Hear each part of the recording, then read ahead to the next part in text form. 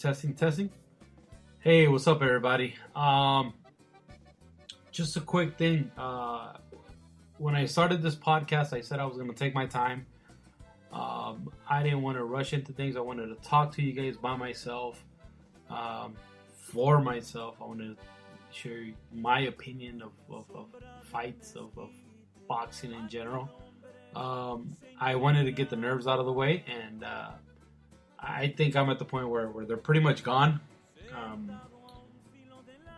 Again, I also had said that in 6 months I will try to start bringing in a guest or so. I didn't want to do a guest the service and do a shitty interview. I wanted to be able to speak to whether it's a fighter, whoever it is, from the heart, and I think we waited to the appropriate time. With that said, my first interview, one-on-one, I know I did a couple of mocks. Well, I did a mock, talk about a fight early when I started doing this podcast. However, I didn't want to talk and get in deep with a fighter. One, it had to be the right fighter. Two, I didn't want to do a disservice to him. And three, I wanted to make sure that my nerves were gone. Nerves are still there. The interview was, in my opinion, it's my best work that I've done. And here it is. I want you guys to enjoy it. I got the chance to interview Jojo Diaz. We really get deep in there, and I hope you guys enjoy. Thank you guys again. Here it is.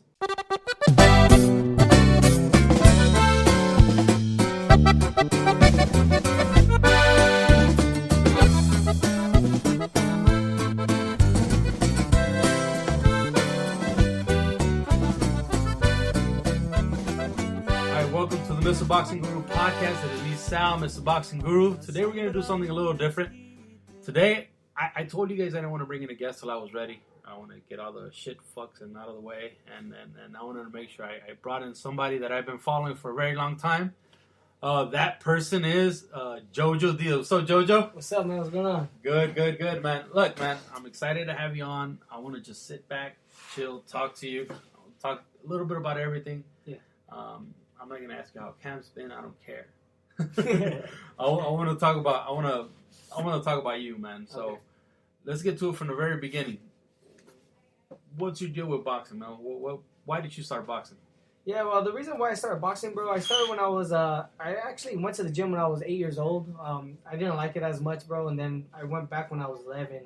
The reason why I went back was I just wanted to learn self-defense. I was always a small guy, always like very small, very little. I was always outgoing, so I felt like there was a lot of people that were trying to like bully me and take advantage of me and stuff like that. So I wanted to just learn self-defense, and it came to a point where there was a guy that always used to bully me and nag me and stuff like that. And I went to the boxing gym, and come to find out, bro, he was an actual boxer.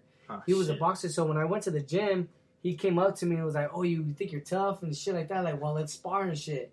And I had no idea what sparring was, bro. So I was like, man, like I was with my dad and everything, bro. Like, barely gonna check into the boxing gym and stuff. I was like, "Yeah, I'll spar you. Just give me a week, because I don't want to look like a little bitch like in front of my dad and stuff." So I was like, "Give me a week," and he's all right. And he was all laughing, giggling and shit. And I told my dad like, "Yo, what's sparring?" And he was like, "Sparring is when you're gonna have to like fight this guy in the fucking ring and shit." I was like, "Damn, I got a week to do this?" He was like, "Yeah." So he was like, "Don't worry about it, man. Like, I'll start like looking up YouTube videos, start reading books, and we'll find out what you got to do." So one of the main things that my father told me, like right in the get-go, was body shots. Throw to the body, and eventually they're gonna get tired, where they're gonna drop their hands, and I could like hit him in the face. So we practiced that for a whole week, man, just throwing body shots and stuff like that. And then I ended up going to the gym the week later, bro, and I ended up sparring the guy.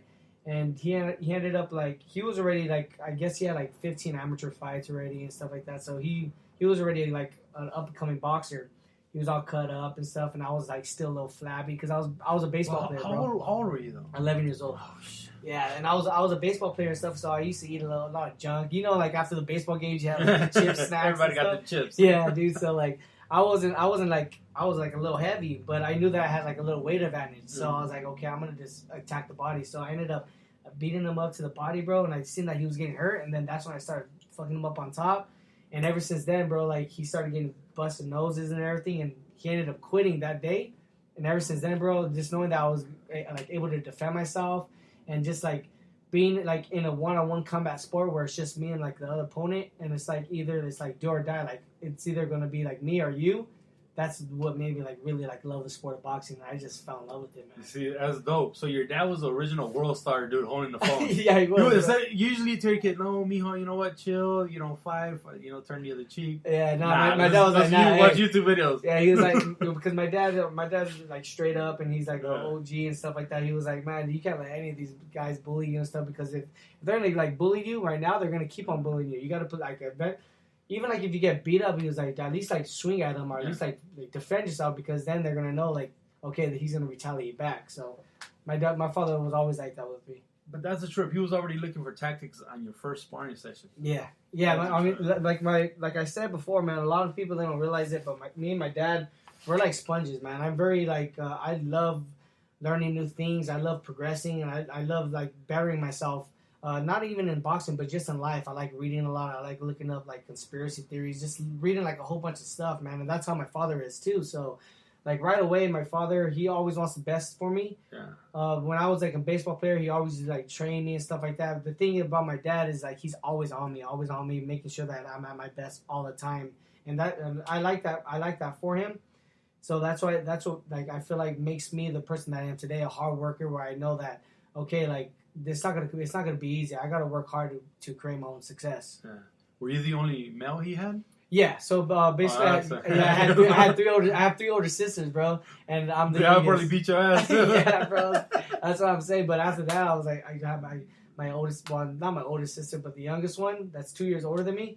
Like me and her used to put on the gloves a little bit. After a while, I used to like tap her up a little bit. So it was good. So did you come from like like as far as boxing, no one before in your family boxed, nothing, not amateur, nothing? Nah, nothing, man, nothing. Like my grandpa that passed away, I never met him. He was actually like a really big time boxing fan, but he never like actually like boxed or anything like that. But they always used to watch like Oscar De La Hoya fight, Mike Tyson. My mom like grew up watching boxing as well because of that. But nobody like ever fought in my family. I'm the first one.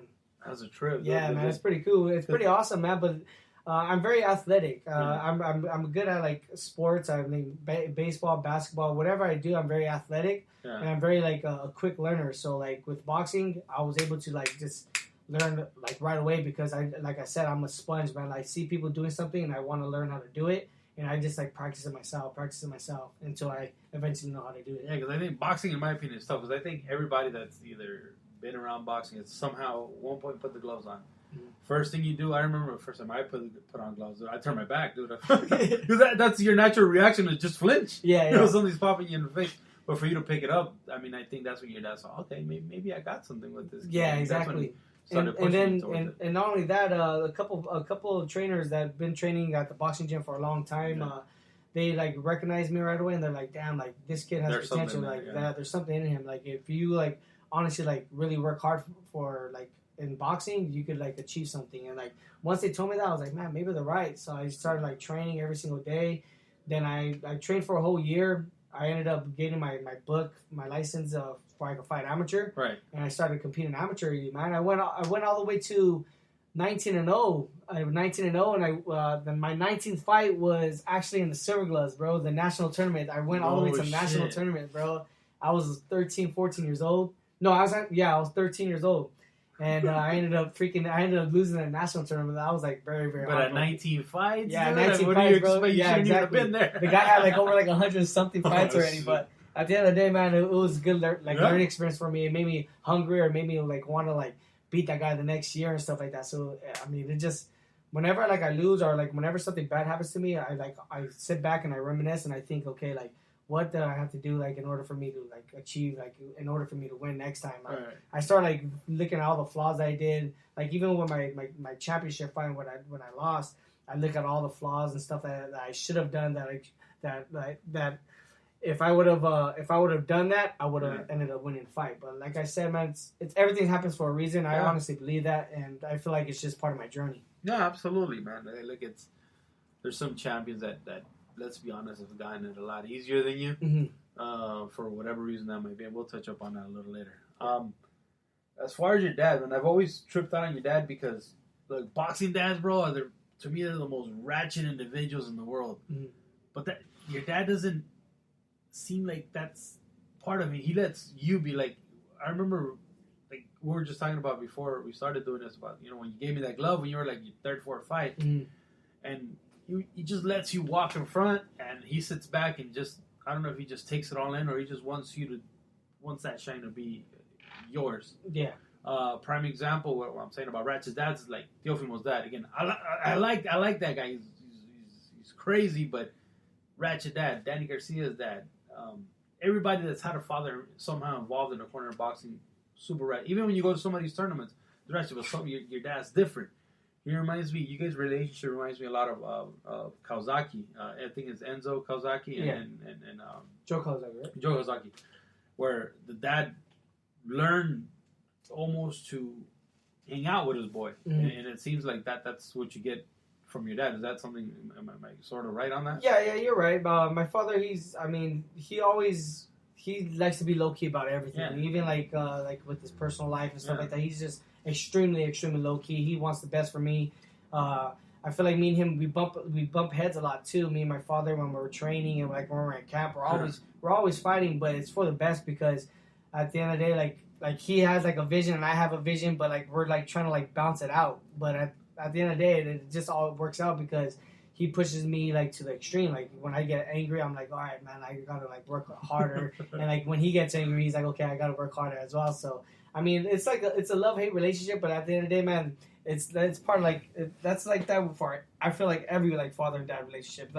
It's not always gonna be like sweet. There's always gonna be like some type of sourness inside the relationship. There's always gonna be like some type of head bumpings, but it's just a matter of how you're gonna be able to deal with it. And a lot of times, bro, we're so much alike our dads that is just it's hard not to bump heads. You know? Exactly. You guys, as far as talking to you guys are always been like nice, low key. Seem like just good people all around. So it's I get it. Appreciate it.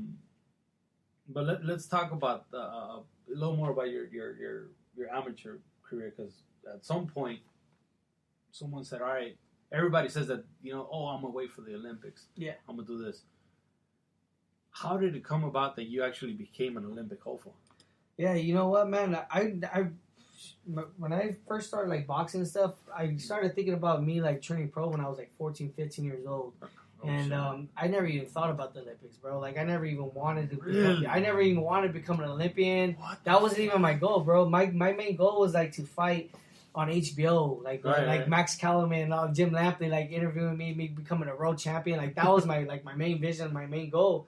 And it came to the point where I was 17. I was 17 years old, and I was like, "Yo, Dad, like, I want to start like because my parents they were struggling a little bit and stuff, and like I wanted to, because I'm the next man besides my dad in the family where I wanted like to provide for my family as well. So I was like, yo, you know what, Dad, like I'm 17 years old. I could go to Mexico and I could start making money for the family. And we can start providing. Let's just turn pro and go to Mexico. I could get probably like 10, 15 fights out there, and then once I'm like 18, 19, I could get signed by Golden Boy Promotions or a big promotional company, and we could start making like that.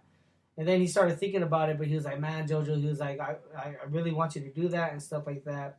But my only concern is like man strength. Like you're 17 years old, you're going to be fighting guys that are 35, 36 years old, maybe even 25. And these guys already have that man strength where like, yeah, you're very talented, but all it takes is like one shot and they could daze you and they could hurt you. He was like, I don't want that to happen to you because boxing's a tough sport. And I love you and I want the best for you. So he told me, how about this? How about let's make an agreement? And I was all right. He was like, since you're 17, you could actually fight in a U.S. men's tournament from 17. I believe it was from 17 to 35 years old. That was that little tournament going on. And he was like, let's see how you do there. If you end up like doing good and if you're able to like take the punches and stuff like that, then we'll end up like sitting down again and then discussing if we're going to turn pro. So I was like, all right, cool. So I ended up going to the national tournament. Well, I ended up going to the U.S. men's division. I fought in the districts, bro. I fought 4 times. I fought a guy that was 22, a guy that was 28, some guy that was 18 and stuff, and I won all of them. And then I ended up going to the the state, and I ended up winning the state, bro. And then like I went to the regionals, and I fought once at the regionals, and I ended up winning the regionals, man. And I made it all the way to the nationals, bro. At age 17, I was like, "What the hell?" I was like, "This is nuts." And I was telling my dad, I was like, "Yo, see, like I'm telling you, man. I think I'm pretty talented. I think we have just something doing going it on." bro. Yeah. So I was like, "Dude, let's just turn pro." He was like, "Nah, Jojo." He was like, "Jojo, this is like the biggest stage in amateurs, like U.S. men's nationals, like." And then he showed me the website USA Boxing where they have like all the rankings and divisions. And then I was looking at the rankings like in my weight, and I was like, "Damn, can you imagine if my face is on there and shit like that?" So that just started like motivating me and getting me pumped up. So I was like, "All right, man, let's just do this national tournament." So I ended up going to the nationals, man. I walked in there, bro, and like there was like Rashid Warren, all these like guys, like multi like national champions and stuff, and I was all starstruck, and like because I seen him on the website, I was like, "Damn, that's that guy," and shit like that. I was all happy and stuff. That's that dude from the internet. Yeah, bro. Like just being there was like I was just like, man, like I felt like I was in a dream, and like people started seeing the brackets, and I remember there was a couple guys that were like very well known in my weight division. Where like they were like, "Oh, Joseph Diaz," I was like, "Oh, that's easy." Where like we don't know who he is and stuff like that because they didn't know who I was. So I was like, "All right, I'm just gonna be the underdog this whole tournament." So I ended up fighting a guy. I remember my first guy that I fought. He had over like 200 fights, and at the time I think I had like 75 fights, and he had like over like 200 fights, and he was from the U.S. Marine Corps. And he was 28 years old, and like everybody thought that. Man. Yeah, and I was 17 years old, man, and everybody thought that he was gonna like stop me. They were like building up the hype and stuff like that, and I was low key kind of nervous, man, because like I was like, damn, like this is the national tournament. These guys are actually pretty good, but I was like extremely confident, man, because at the end of the day, like I grew up in South Amani, man. I made it all the way to the national division with just me and my dad, and with all the hard work and all the dedication. And, like I was just like really like focused and determined.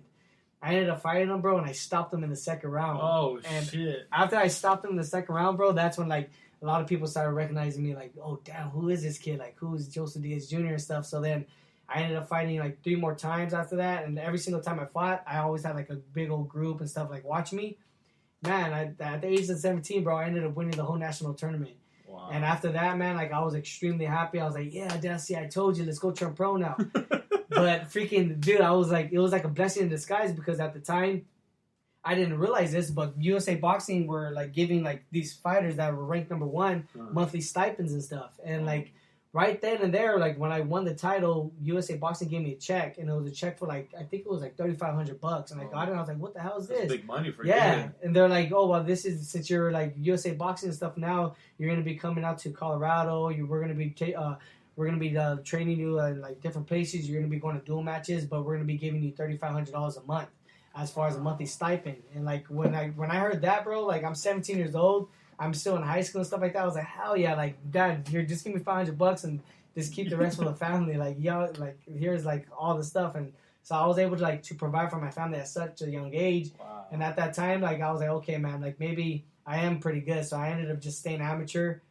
Fighting again in the national tournament, I ended up winning at the age of 18, and then after that, I went to Baku, Azerbaijan, and that's when I actually went to the Olympic trials, and then I won the Olympic trials, and then I thought that I was an Olympian already at that age, at that point in time, but I had to go to Baku, Azerbaijan, and place, I believe, 5th, like out of like 100 countries, and then that's when I fought Oscar Valdez. Like that fight when me and Oscar Valdez fought. Right. That was for the position to whoever won that fight went to the actual Olympics. Right. So I ended up beating him by like 2 points, and then I became an Olympian, bro, at the age of 18. And after that, man, it was just I was like, damn, like it was a blessing in disguise. But I never even like wanted to become an Olympian, bro, until the age of 17. I was like, oh shit, maybe I can become an Olympian, bro.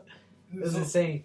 So that's true because Valdez actually fought for the Mexican Olympic team, right? Yeah. But again, I think most folks start here in the U.S. like anything else, especially Mexican Americans start here, and then somehow things don't work out. They end up in the Mexican one. Yes, because that's what happened with Andy too, right? Yeah. So Oscar Valdez, like I don't know, because when I fought him, he was representing Mexico City, and I was representing USA already. Oh, okay. Yeah, because it was a world tournament. Oh, so okay, we had to place 5th under 5 in order to qualify to go to the Olympics. That makes sense. So like he was already representing Mexico, and I was representing the United States of America at that tournament. And that tournament, whoever won that fight got qualified to go to 2012 Olympics. To each whatever country they belong to. Yeah, so I ended up beating him, and then he ended up going to like a continental tournament and ended up winning there, where he qualified to go to the Olympics. Oh shit! Yeah. So you finally make the Olympics. Mm-hmm. How big was that? Because it's not only boxers, like you said, you were starstruck by the boxers you saw on the internet. Yeah.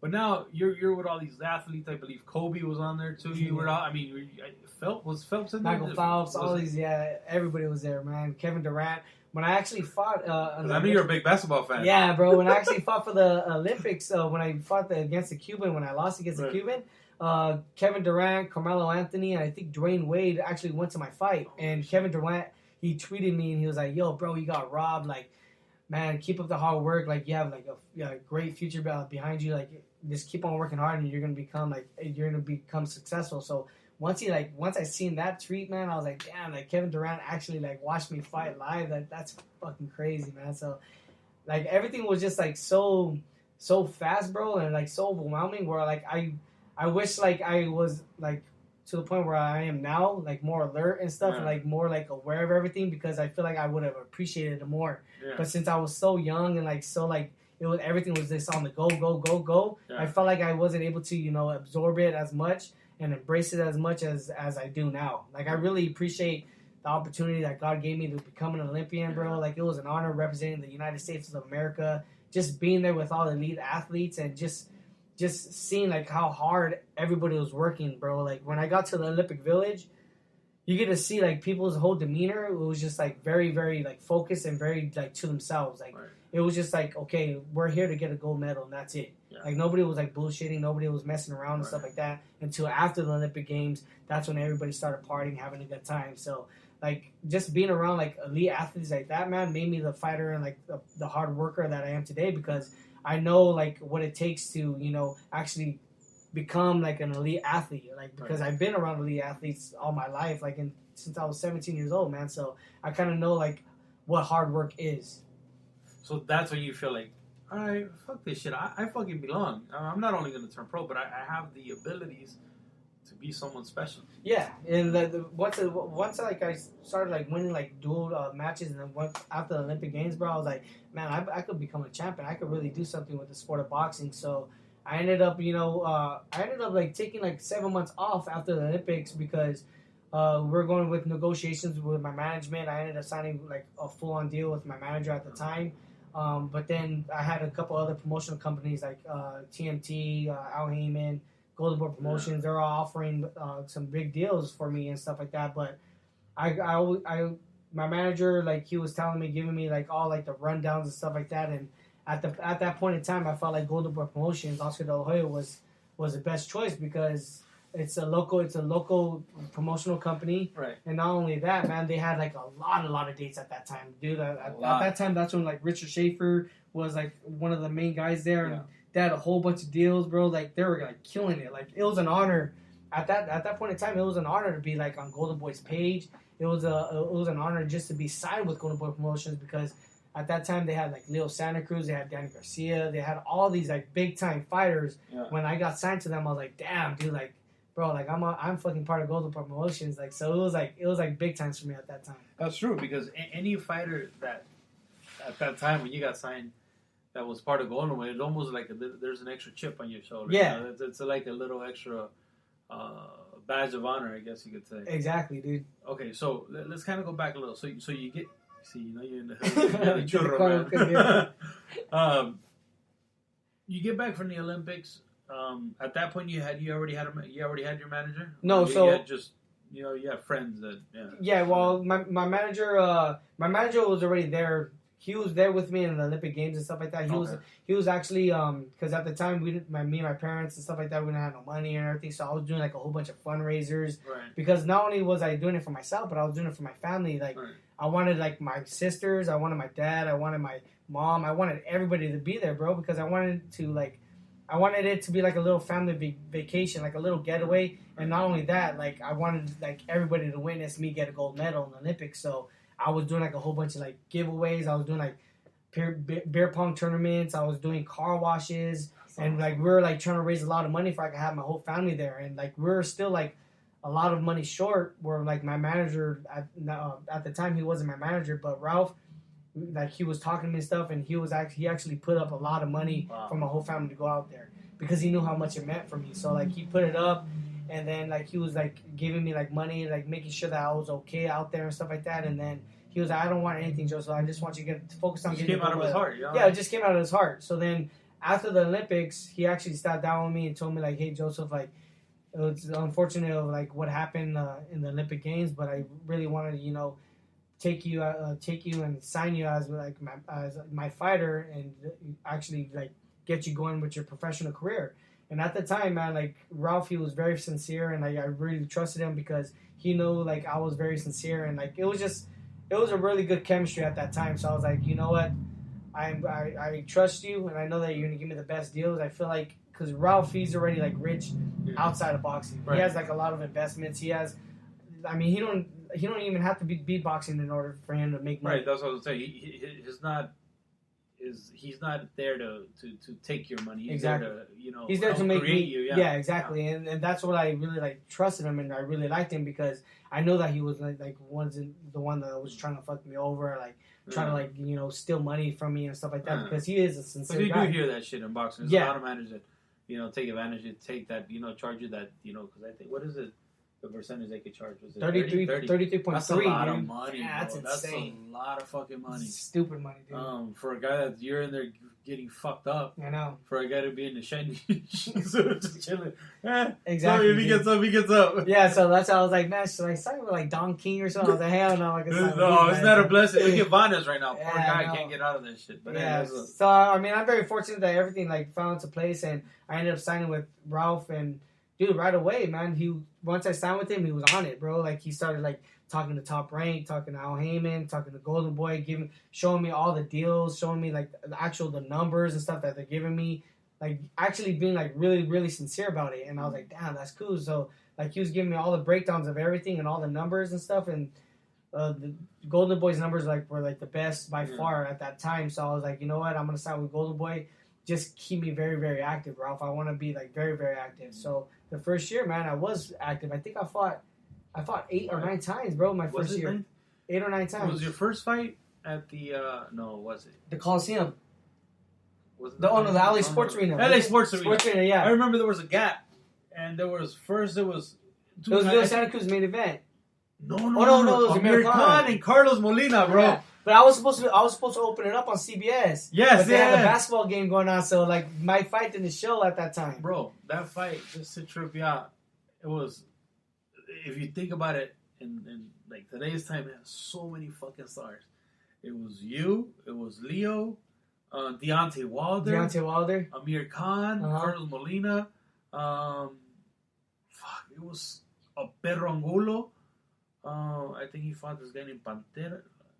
Bro, it had to be about 10 fights throughout the whole day. Because I remember we stopped, you fought, then we went outside and got drunk, and then we came back because the rest of the fights, because it was like a small after that, yeah. Dude, that thing. Marcus Brown was on that card. I think Errol Spence was on that Errol card Spence was on that card too, yeah. Yep. Everybody was on that card, bro. It was crazy. And people shit on Golden Boy for not putting on fight. That was huge. That was a huge fight, bro. Huge. Yeah, that was a stack card. And that fight, Deontay Wilder got his ass beat. I didn't even see that one. It was funny because it was as fat as me, and he was beating his ass from corner to corner, bro. If you try to look up video for that fight, there's no can't videos. fucking find that shit. That's who fucking encouraged Andy, bro.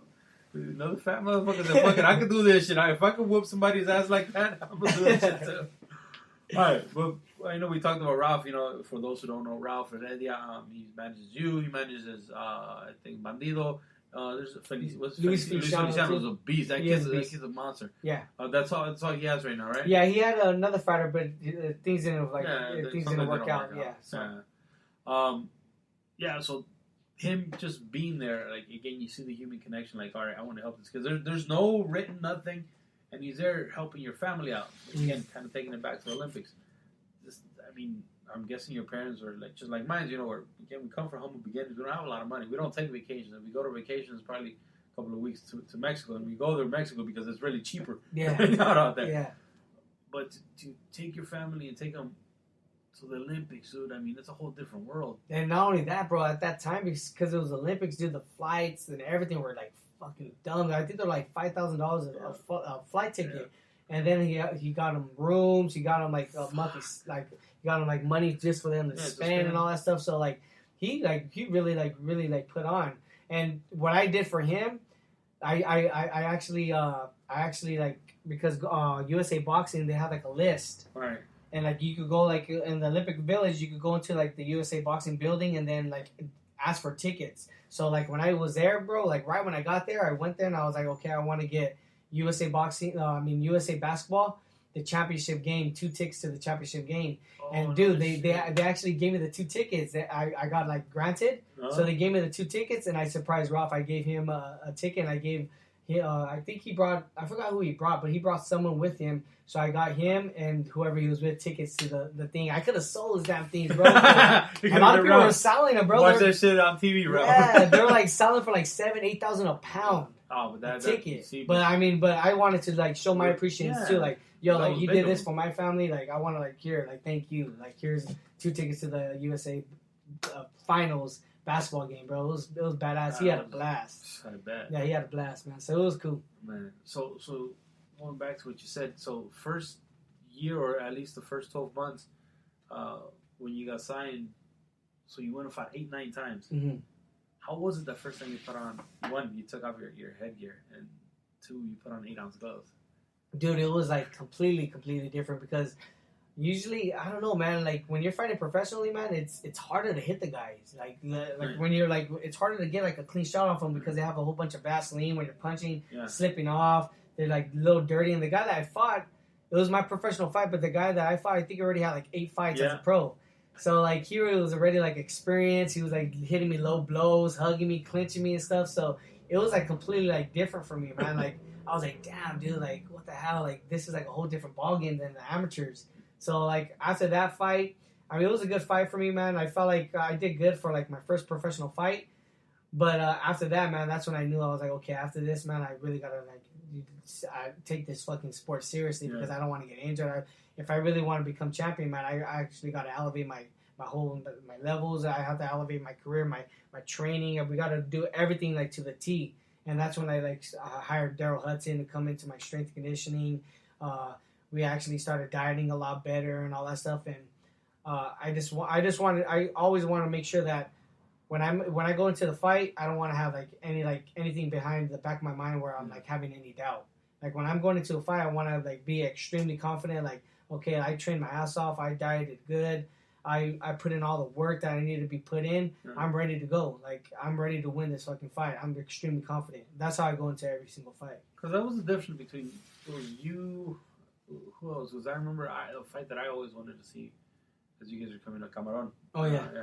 But even body wise, you started seeing a difference in you because you started getting a more athletic body. You know, boxers are always a bit lean. You know, there's really no muscle there. Mm-hmm. But it almost seemed like you started. And right now that you mentioned Daryl, I mean, we all know he's great at what he does. He's probably one of the best guys out there. Mm-hmm. But it seemed like you started taking it. Yeah, you box and you train like any other. But you started taking it to another level. You started building yourself. You started adding muscle. It was just a little different. But your first title belt, because I mean, you guys all go through the belts. It was what fight was that? Was it your 10th fight? Yeah, no, it was actually my 11th fight. 11th fight. Yeah, my 11th. That was a stub hub. Yeah. Yeah. Mm-hmm. And it was for the what was it for? I think it was the NABF or something like that. And I ended up winning, man. I ended up knocking the guy out. I forgot the guy's name, bro. He only had one fight. I mean, he only had one loss at that time. And I ended up catching him with like an uppercut and like a right hook or some shit like that. And I dropped him, bro. And like after that, I ended up winning the title. Then I defended it a couple times, like at the Fantasy Springs and stuff like that. But I was still young, man. I was still like only like 19, 20, 21, 22 at that time. So I knew that like my body wasn't at its best. Right. I know that like once you get like past like 25, 26, that's when like you're actually like developing, getting the man strength. You're actually, becoming the fighter that you actually could be. Like, I feel like I'm at my prime right now. Like, I'm 26 right now, and I feel like I'm at my prime. I feel like I'm only getting better. Yeah. My body's only getting bigger. My punches are only getting stronger. It's just a matter of, taking it to a whole nother level now. Like, actually, like, progressing yourself. Like, for my first world title shot when I fought Gary Russell Jr., there was, like, a lot of, like, stuff in training camp and, like, in my personal life where I wasn't at my best, but I still was, like, ready for the opportunity because I was extremely, extremely confident knowing that I could beat that guy. Yeah. But things didn't happen. Things happen for a reason, man. I felt like I could have beat him if I would have just let my punches go a little more. I went in with the wrong game plan, bro. When I fought Gary Russell Jr., I wasn't thinking like how I should have been thinking. I should have thought like, okay, I'm already like going in, losing like 3 or 4 rounds. Sure. But with that more fight, sense of urgency. Yeah. With that fight, I wasn't like that. But that fight, I was, because I watched a lot of tape with Gary Russell Jr. During the training camp, and I seen like his flaws, and I seen that he likes to, like dig in the pocket, and like when he's digging in the pocket, he just likes to throw like quick little hook. Yeah. But he gets hit in the body, and he gets like smothered. And he gets tired in the later rounds. Yeah. So I was like, okay, like if I let him just throw his shots, and once he gives me the opportunities to like bang, I'm just gonna fucking tee off and then hit because I know that he don't hit as hard like where he could knock me out. But the referee, whenever I was like fighting on the inside, the referee wasn't letting me fucking fight on the inside. Like the referee, whenever I threw like a couple body shots, he would separate me. We weren't like able to fight in the pockets. Yeah. He always like right when we were fighting in the pockets, he would separate us and let Gary fight in the middle, or let him go back in the middle of the ring and like start utilizing his jab and utilizing his combinations. So with me, instead of actually adjusting to that actual scenario, I still fought that same game plan, thinking that he was going to get tired, instead of actually taking more risks and actually throwing a little more and like letting my hands go and just actually going for it all because it was actually for a world title and stuff like that. I should have, actually fucking just went all or nothing. But I mean, it was all learning experience for me. Yeah. I felt like now I'm like that now. Like I'm like my next world title shot that I'm gonna go, it's all or nothing. Like I'm ready to go out there and give it my all. I'm gonna go out there and beat the shit out of my opponent and just tee off because it is a world title shot. I gotta take full advantage of the opportunity. Yeah. So that fight happens again. Do we see a different Jojo? Yeah, when that fight happens, bro, I guarantee I'll beat Gary Russell Jr. I'll probably even stop him in like 10 rounds. Gary Russell Jr. He's a very, very quick fighter. Yeah. But at the end of the day, man, he don't have the power to knock me out or to hurt me. He's very, very quick. He's very, very flashy. But if I were to be the fighter that I know that I am and that I'm capable of, Gary Russell don't have a chance with me, dude. I'll be able to land combinations. I'll be able to fight, dig in the pocket, be a little rugged in there. But I want it to be, not like in my home city or not a home city. I want it to be like maybe like in like Las Vegas, New York, or something where it's like both neutral grounds. You know what? In my opinion, commissions matter. Athletic commissions matter. I mean, you were on that side. Mm-hmm. You were going to be able to rough them up as much as so you had everything almost stacked together. I don't even think they let Oscar in the ring. No, they didn't.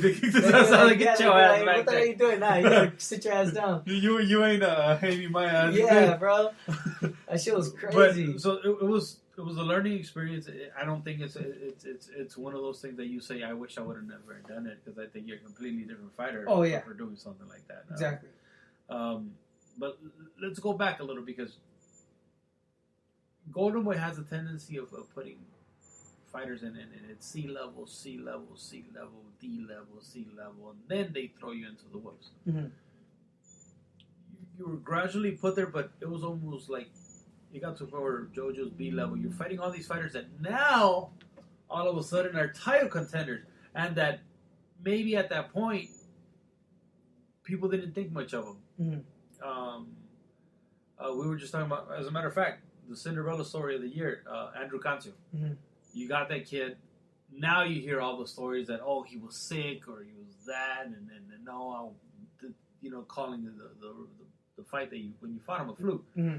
But the thing is, at least in my opinion, you're a grown ass man. Whatever you're going through, I mean, you're a professional. It's exactly. Like me. If I were to take whatever, let's say I have problems with my wife and I take it to work. Shit just doesn't matter. You still have to perform. You still gotta perform, and that's why like with my loss and stuff like that. Like I accept my loss, and I know what I gotta do in order for that not to happen anymore. Right, you grow from it. Yeah, exactly. You grow from it, and like that's why I don't like that's why like Gary Russell he fought his fight. He did what he had to do to win that fight, and I acknowledge him for that.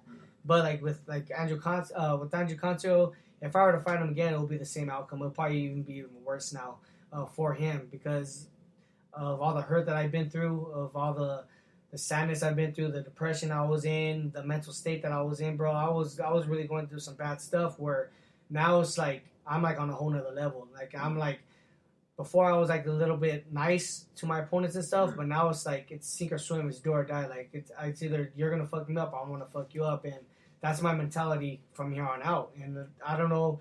I know Cancio, he's very like high off life right now because he just won back-to-back wins off of Machado. Yeah. But at the end of the day, Machado ain't me. Machado's a good fighter and stuff, but he's dehydrated for that weight. He should be fighting that 135, 140. Yeah. I feel like he depletes himself too much where I don't care how many miles he runs or anything like that. Once you start depleting your body so much and depleting your muscles so much, if you don't know how to rehydrate yourself or if you're not doing the right nutrition for you to be at your best come fight night, you can run 30 miles in training camp. But if you're going to be fighting at that weight and you're not like hydrated right, you're going to get tired in 3 or 4 rounds. And that showed with Andrew Cancio when Machado fought him. Right.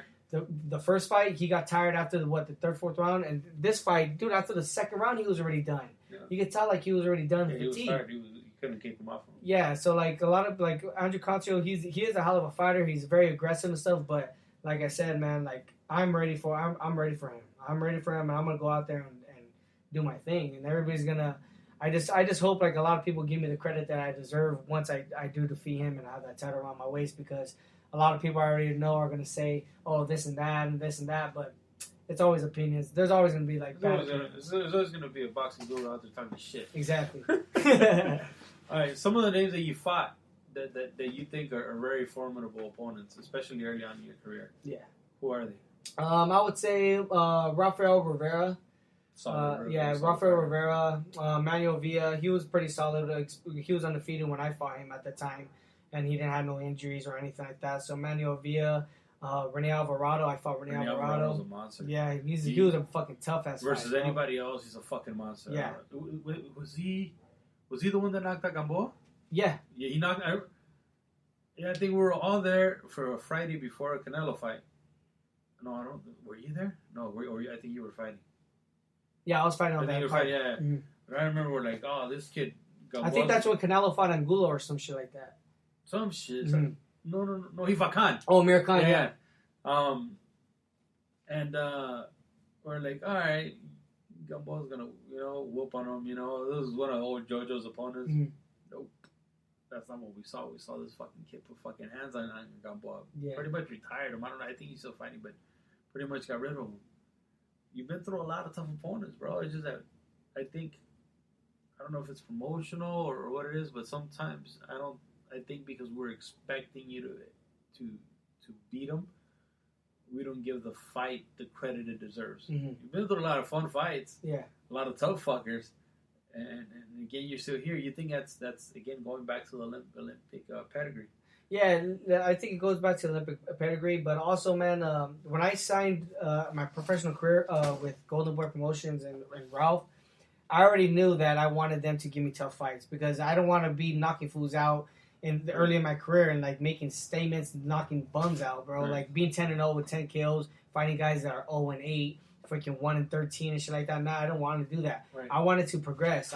That's the thing about me. I always want to progress, and I want to challenge myself. So I told my manager, Ralph, like, yo, I want to fight the toughest guys that Golden Boy has for me for I could learn hands-on, and not only learn hands-on, gain the experience like that these fighters have. I mean, all these different guys that I fought a different type of way, different type of style. They all have their own little, techniques for them to be like performing that with. So like not every style that I fight is the same, and that's why I wanted them to form me like that, so that way when I am ready for like a world title or when I do fight for another world title, I'll be ready for anything that my opponent is going to be putting in front of me. You have very underrated power, bro. I think because of those same tough fights, again, yeah, you made it look easy, but what I don't think people understand, just because you're not knocking folks out doesn't mean you don't have pop. That means that level of opposition has been a lot tougher than for your average prospect coming up. Yeah. So I think it's been a huge difference. So we talked about Conte. We talked about some of your opponents. Let's talk about some of the guys 126, 130. For example, we talked about him earlier, Oscar Valdez. What do you think of him as a fighter?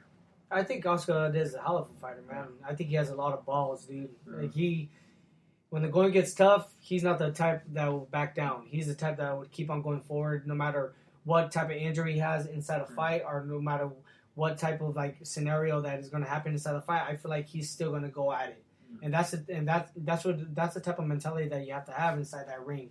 And Oscar Valdez has that. That's why he is a champion at 126 pounds, because when the going gets tough, he's still able to bite down and fight through it. Like with Scott Quigg, man, he had his nose broken. I think he had a hand injury too. That was brutal. Yeah, bro, and he was still able to. Teeth tucked in. Yeah, he was still able to freaking pull through and bite down, and I respect him as a fighter for that.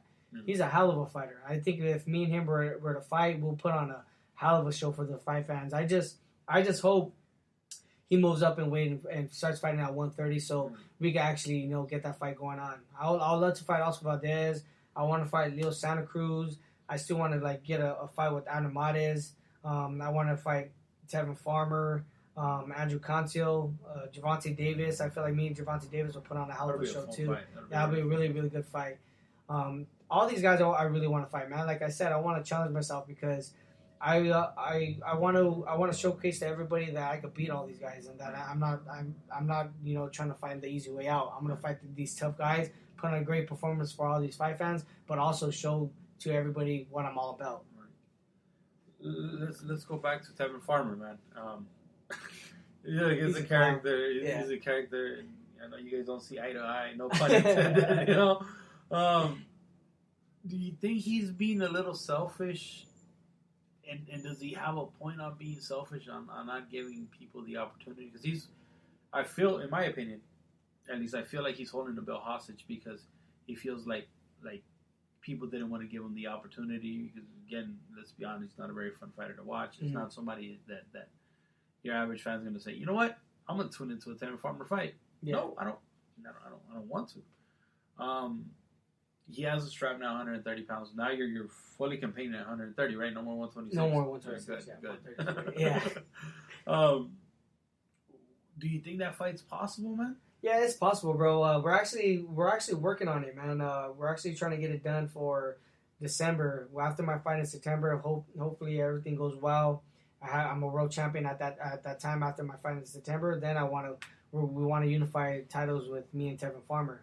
Tevin Farmer, I feel like he's doing what he's supposed to be doing. He's had a long career. He had a tough career, man. He had a couple losses. A lot of people doubted him. A lot of people thought that he wasn't going to become champion.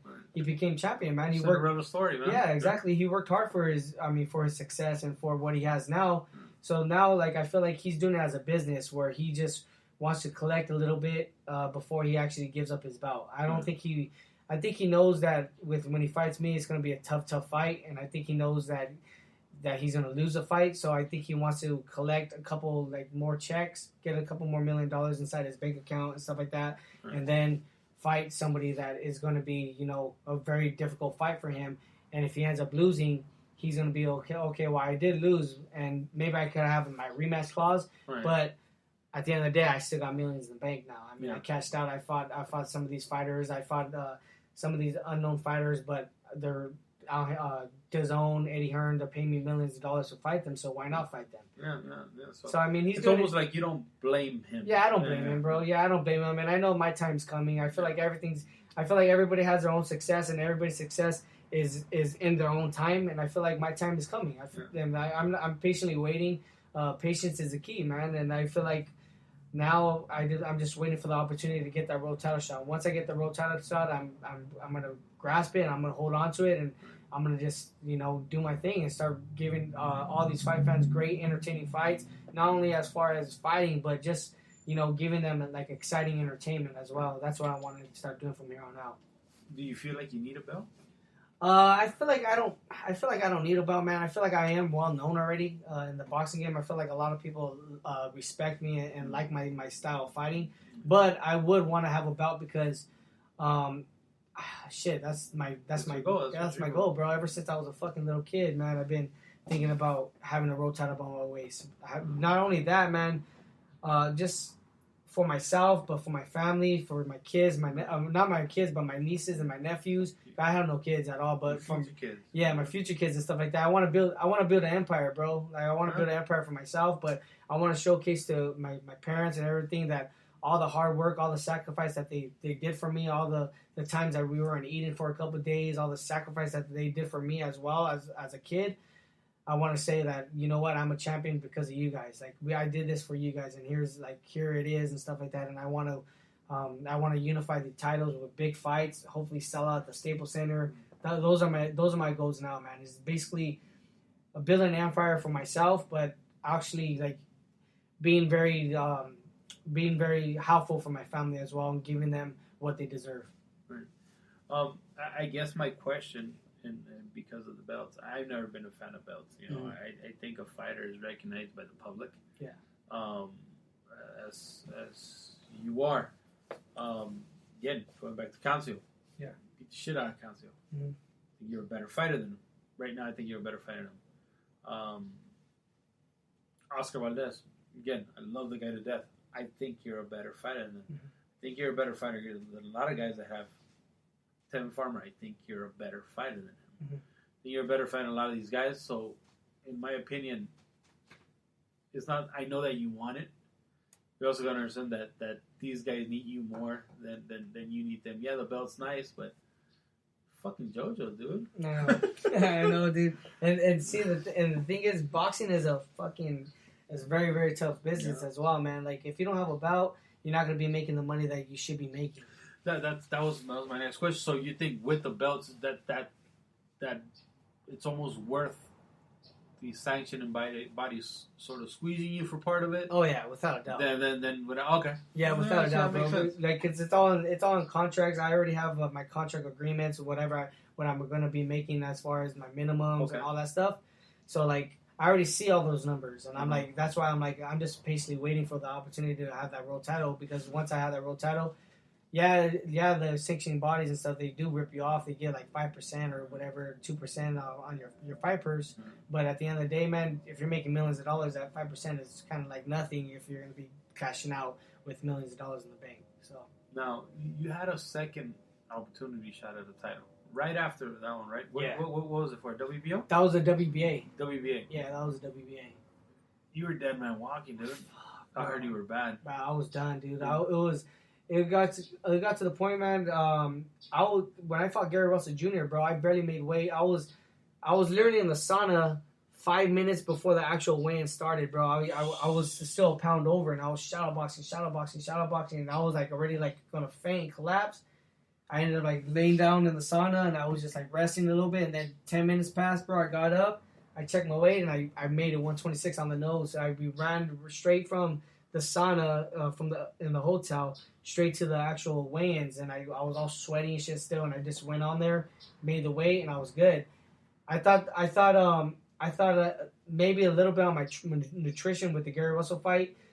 That's why I had a trouble on making weight, so I ended up trying to do it again with Jesus Ross, fighting at 126, man, and dude, it was just 4 ounces, man, 4 fucking ounces. I was literally 127, bro, when I went to sleep the night before. And usually I sleep off a pound, but I was fucking dehydrated and thirsty, bro. Like I couldn't sleep at night. I was thinking about waterfalls, thinking about like food and shit. So like I didn't even get no sleep that night, bro. I was just like constantly like, damn, like I'm fucking thirsty. So I only slept about like 30 minutes the night before the day before the weigh-ins. Usually when you sleep, you lose a weight, but I didn't get no sleep, so I ended up getting up in the morning, bro, and I checked my weight, and I only lost like 2 ounces. I was 126.8. So I was like, fuck, man. I was like, well, let's go to the sauna. But for my fucking stupid ass dude, like, we ended up doing a whole different thing that I never done before, and that was an Epsom salt bath. A lot of people, they're very high on Epsom salt, going to the Epsom salt to just lose the last couple ounces. So without me actually looking it up or something like that, I just agreed to do it. I went inside my bathtub, bro. They put on the Epsom salt bath and everything. I was in there for about 10 minutes. When they told me to get up, bro, I tried to get up and I couldn't, man. My legs were just spaghetti. I got up and I collapsed. Boom! I hit my head on the wall. My dad like carried me and stuff, and I was just like done, bro. Like I was out of it. Like they were like I was literally like just like passing out, and like my dad was slapping me. They were like trying to pour water on me and stuff. My body was just extremely hot, and I was just like dozing off, waking up, and like they're like, Jojo, are you right? Jojo, are you right? They wanted to like send me to the ambulance, but I was just like, nah, like relax, let me just chill a little bit. So I ended up like having them fanning me and stuff like that, and they were like they had a whole bunch of like ice on my legs and on my head and stuff like that. And I ended up was like, all right. I was like, well, this is it, guys. I'm gonna check my weight after this, and if I don't make the weight, then I'm not gonna fucking do it. Like I've done it all. Like if I don't make this fucking weight, my health is more important. I'm not gonna fucking die or fucking end up passing out and becoming like really sick because I'm trying to make the weight. So I've done it all. I'm gonna check my weight right now. If I don't make it, then I'm not gonna do it. So I ended up checking my weight, bro, and I was 126.6. I only lost fucking 2 ounces. And I was like, fucking damn, bro. I was like, I couldn't even, I was crying, bro, but I was so dehydrated where I didn't even have tears in my fucking like eyes or anything like that. I was crying, and I was like really like depressed and sad, and knowing that Golden Boy and Oscar and all them like trusted me to make the weight and stuff, and gave me an opportunity to fight for a world title again right after I fought for a world title. Like they really wanted me to become champion at 126. So like it was like just like very, very depressing and like very like hurtful for myself. So I ended up like going to the weigh-ins, bro, and I was like really they were like, dude, just try to like be normal, try to make it like act like you're okay and stuff. So I was like trying to smile and stuff like that, but like low key I was like wanting to pass out still. I ended up checking the weight, bro, and I was 126.6. They ended up like wanting me to shave my head and all that stuff. I was like, nah, I'm not gonna do any of that. But then my manager and my dad called me aside again. They're like, Jojo, this is for the world title. Like, you only got fucking 6 ounces to lose. You want to go try to do it again? And I was like, fuck, man. I was just thinking like, man, you know what? They're right, man. Like, every fighter's dream is to become a world champion, and I'm getting this opportunity to fight for a world title. Let's fucking do it. So I ended up fucking going to the sauna, bro. I ended up going to the sauna. They gave me an hour. To lose the weight. I go to the sauna. I'm in there for like 5 minutes. I'm like fucking not sweating and shit like that. And I'm like, all right. So then I get out. I start shadow boxing a little bit. I'm weak as fuck. I'm barely throwing punches, bro. I go in the steam room and I go in there. And then I start like sweating a little bit in the steam room. So I'm in there for like 5 minutes. And I like at that point, bro, like everything is just like irritating to me. And like I'm in the fucking heat, and like a minute seems like an hour. Right. And I'm like, dude, how long is it? Dude, you only been here for a minute. Chill out. So I go in there for 5 minutes. I get out. I'm like, okay, I'm sweating a little more. So I start shadow boxing again. And then I go in the sauna. And then in the sauna, bro, I'm like chilling. And my strength and conditioning coach, Daryl, he's in there with me, like sweating with me and like trying to motivate me, praying for me and stuff like that. And I'm in there, bro. And like, I kid you not, I'm like this. And then all of a sudden, dude, my fingers and everything just start going like this. Like that, and I just start like tensing up like that. I'm like, what the fuck? Like I just start like cramping up, and like I just like become like this, and like I can't even open my hands. Like you had a fucking arthritis. Yeah. So then I started screaming. I was like, Daryl, and he's like, what? And I was like, look. And then like he's seen, he grabbed me, and then he like took me out and rushed me like straight out. He put me on the bench, and he was like, all right. He was like, Ralph, we're fucking done. He's like, he's done. He's like, this is it. So like if you don't fucking make the weight, then that's it. So I ended up going. I only fucking lost 2 ounces. I was 126.4 after that one. Absolutely no way for me to make the fucking weight at all. So then, like, I'm like, what the fuck, dude? And then Jesus Ross, he was being a bitch about it, bro. Like, they were being like fucking assholes. They were like, because the WBA, their whole like sense of like champion, like when you're a champion with the WBA, if your opponent don't make weight, you could collect the check and you don't have to fight. So like let's say you're already like you're gonna make $100,000, $200,000 or something that fight. If the opponent don't make weight, I still could collect $200,000. So Jesus Rojas was like, yo, like I don't need to fight you anymore. Yeah, he was like, so like if you want to fight me, give me 50% of your purse. Oh fuck. Yeah, bro. So they're like 50% of my purse. They came back, my manager and Robert and everybody came back to me and they're like, yo, this nigga wants 50% of your purse. What do you want to do and shit like that? And at the time, bro, like I was already like fucking down on myself because I didn't make the weight. I know that this was the first Facebook watch show. I was freaking fighting for a world title, bro. Like it was like really big time for me and stuff like that. So like if I honestly like if the fight got canceled, bro, like it would have been like really bad for myself and everything. So I was like, man, you know what? This motherfucker wants to be like this. I'll still fight him. I was like, yeah, let him take the 50%. I'm still gonna fight him. I want to showcase to everybody that I could beat this motherfucker, and I should be the champion that night. So I ended up like signing the agreement, letting him take 50% of my purse. Right after that, bro, I started drinking a lot of like Pedialyte, drinking a lot of like vitamin water, drinking a lot of Gatorade, drinking a lot of stuff that has a lot of carbs and stuff where I could replenish my muscles. Because at the end of the day, bro, I knew that I was like fucking like really done. I was done. So I wanted to make sure. My dad was like, Jojo, I don't want you to fight.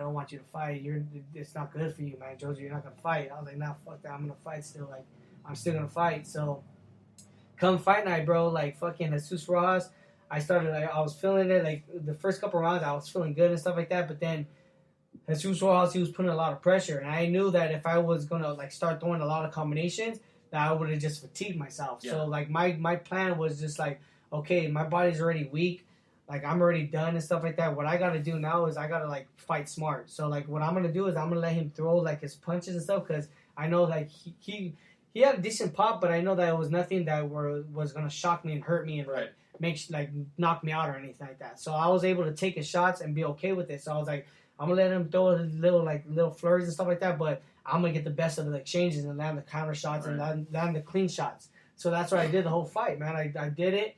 I ended up fucking pulling through, bro, and fucking fought all the 12 rounds. My body was fucking done after the 8th round, but I fucking, it was just my hunger, bro, and just knowing that I wanted to really defeat this guy because he took 50% of my purse. He's still gonna have the title after I beat him. Yeah. Like I really just wanted to beat him, bro. So like I ended up fucking winning the fight and everything else went good. But after that, I was like, you know what, I'm done at 126. Like 126, yeah, that's it. You know, I think people don't understand how scary it is for fighters cutting weight. Yeah. I've been to two. I'm not gonna even mention any names, but when you guys are cutting weight, it's to me it's the scariest shit I've ever seen. That almost personally makes me, for that moment, makes me hate being a fucking boxing fan. Seeing what the fuck, because the fight is a fight. Yeah. That shit you guys do to get to that fucking weigh-in, that's the real fucking fight. Mm-hmm. Like I remember going into a hotel and I want to take some gloves for a fighter, and he's saying he doesn't have a problem, but he's making weight, but he's in the fucking whatever sweatsuit that sweatsuit that you guys wear, and he's in a fucking bathtub with fucking boiling fucking water, and comes out, checks his weight, nope, shadow boxes for a little bit, puts warm water again, tries to sweat it out, and to the point where fucking knees are buckling, you guys are fucking extremely fucking dehydrated to where a point where that shit's not fucking normal. Yeah, yeah. But somehow you guys fucking do that shit, and somehow you guys fucking gain all this fucking weight, and able to fucking perform at the highest level that you guys possibly can the fucking next day. To me, it's fucking mind-boggling. I don't fucking get it. And I think if more boxing fans knew or were able to somehow see what the fuck you guys do, because I think HBO somehow put it there once, I think, when Brandon Rios couldn't make weight at one of the fights. Yeah. But it's still to a very little extent. So we're really not seeing exactly what happens. But I think, again, if people were to see that shit, I think we would appreciate more instead of people just saying, "Oh, he's not a fucking pro." Yeah. He's supposed to. Why isn't he making weight? Like it's his job. Yeah, it's his fucking job. Yeah, I get it, but when your body shuts down, your fucking body shuts down. I think Randy Caballero. I think once. I don't know what hey, his was crazy. His was weird. Yeah, his was like, motherfucker. Hey, you want to know what I think he was doing? Because sometimes when I'm making weight and shit, I go in long showers, bro. And I go like in cold ass showers, like especially the day before the weigh-ins, because I'm already like all dehydrated and shit. I go in like cold water and I just like rinse my mouth and just like pour it out on me and shit like that and just go. But I think he was just like drinking that shit, bro. Yeah, he was swallowing that shit. Yeah, he was swallowing that shit, bro. Oh, he couldn't take it. Wait, bro, that shit was a trip because he came in and then like I think he was like what, a pound or some shit. Wait, and he came back 4 fucking pounds. Fuck. And 4 pounds for a guy with what is it, 118? 118, yeah. That's fucking a lot of fucking weight. Yeah. So that fucking sucked. But now let's move on. As a matter of fact, to this weekend. Speaking of Caballero, a guy that fought Caballero, to me was very fucking impressive. But he fought De La Hoya fight. What's his name? Ronnie Rios. Ronnie Rios. Diego fought Ronnie Rios. Did you see that coming, dude? I actually did, bro. I'm a really big Ronnie Rios fan. Yeah. I love Ronnie Rios as a person, as a fighter. He's a really humble guy. He's really down to earth, man. And just seeing his career, when he fought Ray Vargas, he ended up losing to Ray Vargas. Then he fought Assad. That shit ended up going sideways for him too, man. So when he had this opportunity for Diego De La Hoya, I wrote to him personally, man. I was like, yo, Ronnie, like, this is, like, your fight, man. You got to go out there and give it your all, bro. It's sink or swim right now. Like, I know you've been through a lot in your career and stuff like that, but, like, right now it's do or die. Like, you got to go in there and fucking give it your all. It's like, this is, like, your last opportunity. And he already had that, like, mentality. I could just tell, like, in his like, demeanor when I was watching, like, when I watched little clips of him training and stuff, you could just tell that he was extremely, extremely focused. So I knew that it was going to be a really, really tough fight for Diego, especially because Diego, he hasn't fought that type of level competition in the pros. And Ronnie Rios, man, he's been there with some very, very tough guys. Right. He's a very experienced fighter, so I knew it was going to be a very, very tough fight for Diego, and it showed, man. Diego, he ended up I wouldn't say adjusting, but he didn't fight the fight that he should have fought. He ended up fighting the fight that Ronnie Rios wanted to fight. And that was not good for him because Ronnie Rios was a stronger fighter in there. He was dictating the pace whenever there were exchanging punches. He was landing the cleaner shots. Diego was landing some good shots, but at one point he actually caught him with the uppercut where he actually dazed Ronnie Rios. Yeah. But he didn't go out and execute and finish. He like stepped back a little bit. So I just felt like Diego De La Hoya wasn't ready for that type of level of competition at this point of his career. Yeah. You have one of the, I think, aside from Canelo, the biggest name in Golden Boy has right now. There's you, there's Ryan, there's Virgil. There's guys coming up. Do you feel like you have like a price in your head now? I mean, you're still the young guy, but still, there's these other guys that are coming out that still smell like Similac. But, for example, what's this kid named Joey Gonzalez? Yeah.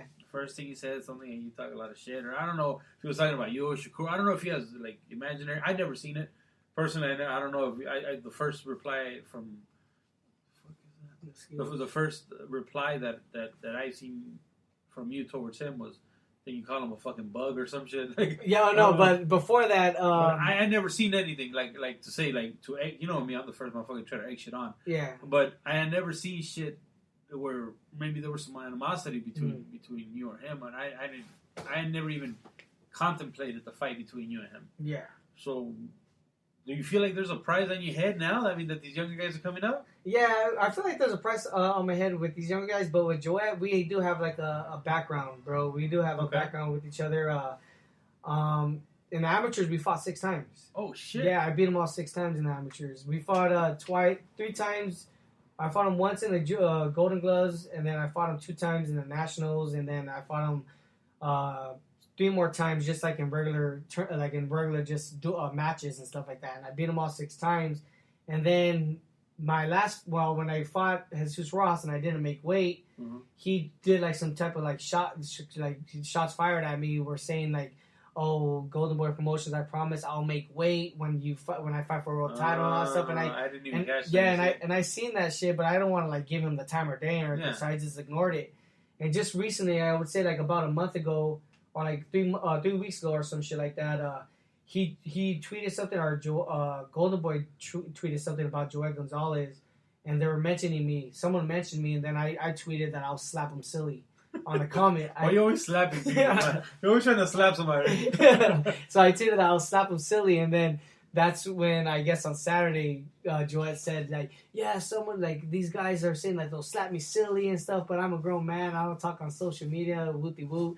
But I mean, at the end of the day, Joel, he's fighting at 126. I want to go down and fight him personally. No. I mean, he's not that known or big of a name enough for me to actually give him the time of day. I feel like he's still up and coming, and he still has a lot to work on in his craft and stuff like that. I feel like I'm on a whole nother level than him, man. Right. I need these guys that like these world title holders, these guys that are already known for themselves and stuff like that. Those are the guys that I need to be fighting, because at the end of the day, like if I were to fight Joel Gonzalez and beat the shit out of Joel Gonzalez, what is that going to do for me? It's not going to do anything for me. Like it's you were supposed to be. Yeah, like everybody's gonna be like, okay, well, you're supposed to be Joel Gonzalez. Like I want someone that's going to challenge me, and somebody that has like a fan base and stuff like that, where people are going to be backing him as well, and they're going to be backing me, so I could gain their fans too when I win them. So I mean, Joel, he's just talking a little smack here and there. So that's good. Yeah, it's always good to have a little controversy. Why not? Like you said, a future rival, he levels up and gets a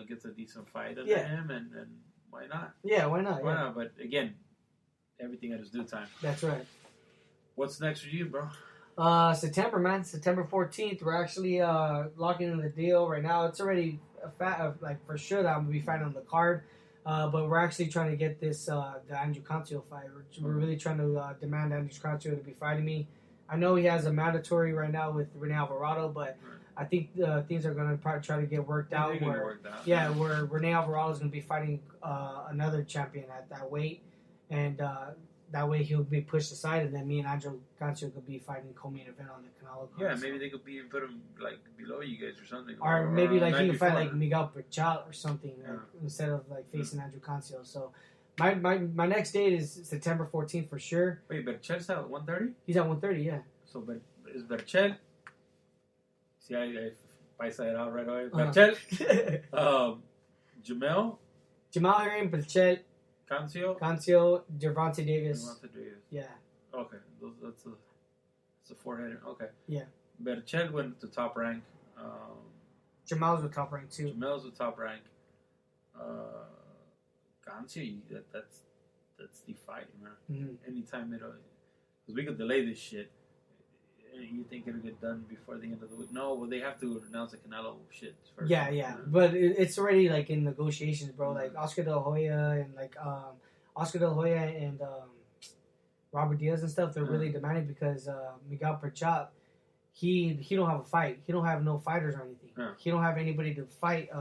And I guess Jamal so you can always lease them out to the top rank. So what they're going to try to do is they're going to say, okay, Rene Alvarado, like we know you want to fight for a world title, but we're going to give you this amount of money to fight Miguel Berchelt instead. Right. And I personally think he'll have a better run for his money fighting Berchelt than Andrew Cancio, because Cancio, I feel like he's just going to be too strong for Rene Alvarado, and it's going to be the same outcome like how he did the first time they fought. I feel like Andrew Cancio is just going to knock him out again. So I think, and a lot of people, they don't want to fucking see Rene Alvarado, Andrew Cancio. I mean, I feel like a lot of people would love to see Andrew Cancio versus Joseph Diaz. There's a story there. The rematch.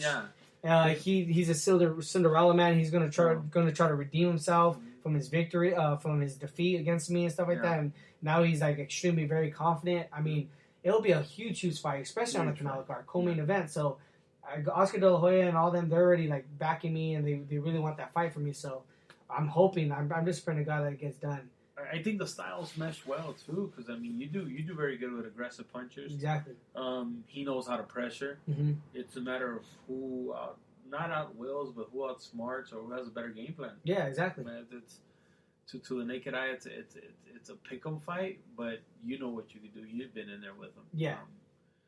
But he actually added a couple different stuff to his arsenal. I seen a couple of moves that he done.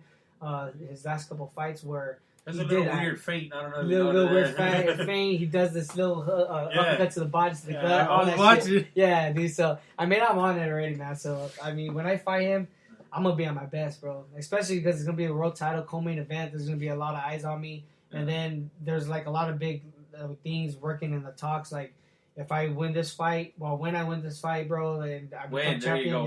When I win this fight and become world champion. We're gonna try to unify titles with Tevin Farmer at the Staples Center. Man. That would be fucking. That would be huge. That would be huge, and Tevin Farmer's all for it too because at the end of the day, he's trying to cash out and stuff as well. So, I mean, that's why like I have a lot of stuff where it's just motivating me to keep pushing. That's why I've been busting my ass day in day out, dude. I'm working extremely hard. I'm focusing on my power, my delivery. I'm doing a lot of like more like weights and strength, so that way when I do fight Andre Cancio, I won't just stop him in the 10th round. I'll be able to fucking stop him in 6-7 rounds. I really want to make a statement when I fight him this fight. Oh, you got that little weight wiggle room now. Yeah, You don't have to carry yourself. Yeah, anymore. exactly. And I'll be a lot stronger. I won't deplete myself. And then when come fight now, I'll be like 145, 146 coming into the fight. So I'll be good. Oh, you're a big boy now. Big boy, Fuck, dude. Yeah. It's a little kid. That's what I was saying, dude. I was like, dude, what the hell happened to me? All right, Jojo, before I let you go, man, one question that I always want to ask fighters, especially when you talk to them. Yeah. You said you started boxing at 11 years old. What advice would you now, as a grown-ass man, as a title contender, would you give that 8-year-old or 11-year-old boy if you got to talk to him again? I would just tell him just to stay focused, keep a hope, keep on training hard. There's going to be a lot of temptation. There's going to be a lot of people that are going to try to, take you away from your vision and from your goal. There's a lot of temptation out there, man. I just want somebody to just have that voice in the back of the mind where it's just like everything's gonna be okay. You can do anything and achieve anything in life as long as you put the hard work, as long as you sacrifice, as long as you're disciplined. Anything is possible. I mean, when I was 11 years old, man, I wasn't thinking that I was gonna become who I am today.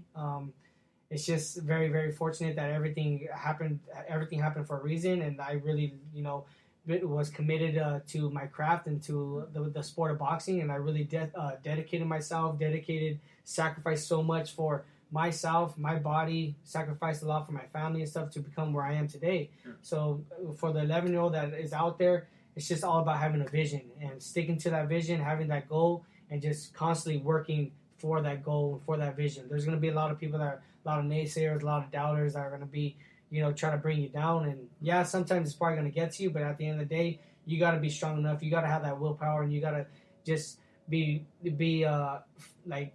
and having a mentality where just fuck everybody's opinion. Like I'm gonna be the person that I want to be, and I'm gonna become who I want to be, regardless of if somebody's telling me I can't do it. As long as I'm putting in that work ethic, as long as I'm praying to God and speaking things to existence, anything could be possible. Bro, on that note, I wanted to ask more questions, but I don't want to because I think it was in a perfect way. Bro, you're going to be my first guest. As soon as you get that belt, we'll schedule something else. Hey, we got it, bro. I really hope this isn't the last time. No, for sure. Thank you, too, because, I mean, look, I know this is going to take enough time. So I'm sorry. When are these motherfuckers going to shut the fuck up already? Can we eat already? Again, thank you so much, man. I hope it's not the first one, man. Thanks so much, man. Thank you, bro. All right, man. Always a good time, man. This has been the MrBoxingguru podcast. Thank you, and we're out. Dicen que lo fusilaron, otros que se fue muy lejos.